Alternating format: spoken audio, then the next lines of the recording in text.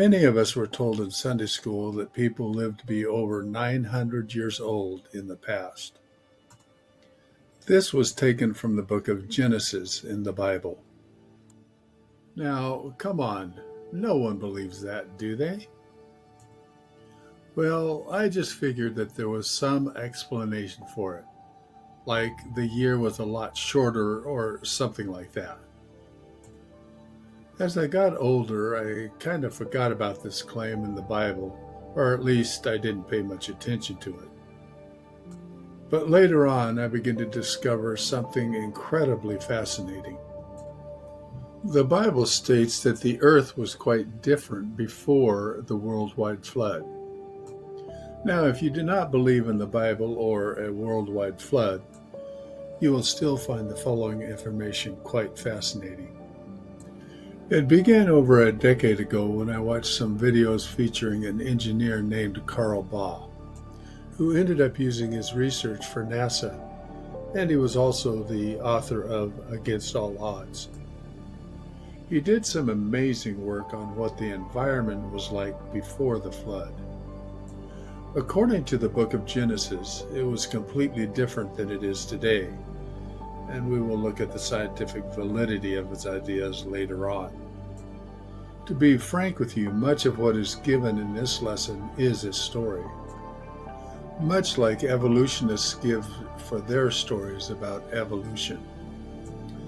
The big difference, as you will see, is that this story is backed up by scientific evidence, mostly.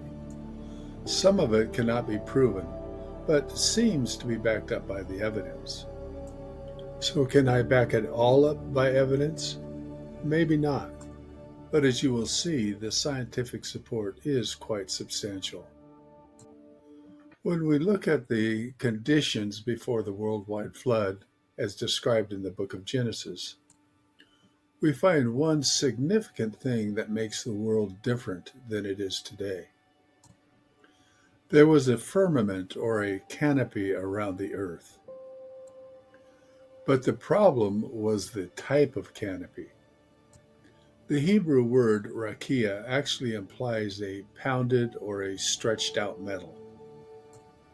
Now, what kind of metal could surround the earth without completely shutting out all light and utterly eliminating all life from earth? Dr. Baugh was stymied. He put the word out to his scientific acquaintances to help him come up with the answer. It was weeks before he got a reasonable answer. But the answer did come, and it was quite surprising. The only answer seemed to be a gas, not a metal: hydrogen. How can hydrogen even be considered to be a metal? Very surprisingly, he found that hydrogen does take on metallic properties, including even responding to a magnet, if it is supercooled and supercompressed. Doing this literally turns the gas into a substance with metallic properties. But it gets even more interesting. If the Earth was indeed surrounded by this metal, everything would have been completely different, even drastically different than it is today. Here are the differences between life on Earth today compared to life before the flood. By the way, for those that believe in the Bible, it is interesting to note that the length of life immediately dropped right after the flood when the canopy was destroyed. These are some of the results of conditions before the flood that include the results of the canopy. But it should be noted that science in general does not support this canopy concept, but seems to support strongly the results of a canopy like this.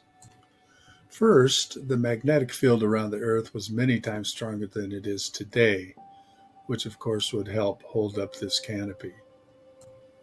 And it should be noted that this was not due to the special canopy around the Earth, but is known to be true by scientific data.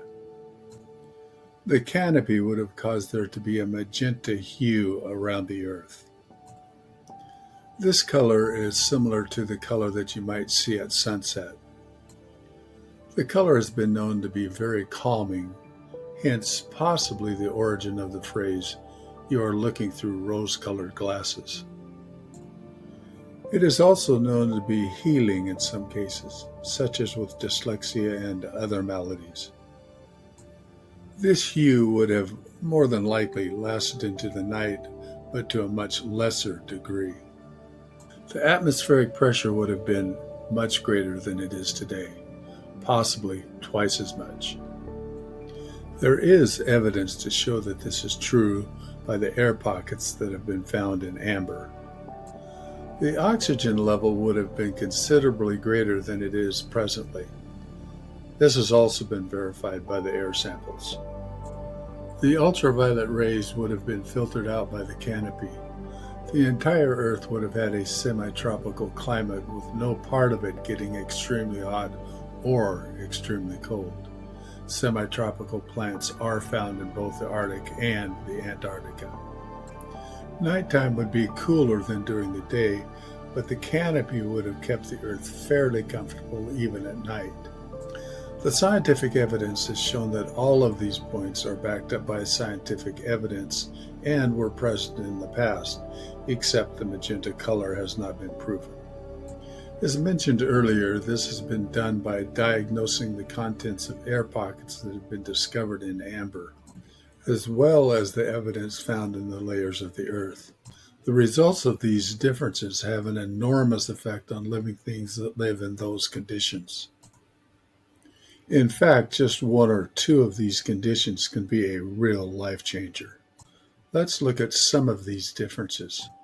What kind of an effect would it have on plants if just the UV rays were eliminated? A professor applied just this one aspect to a plant and had miraculous results.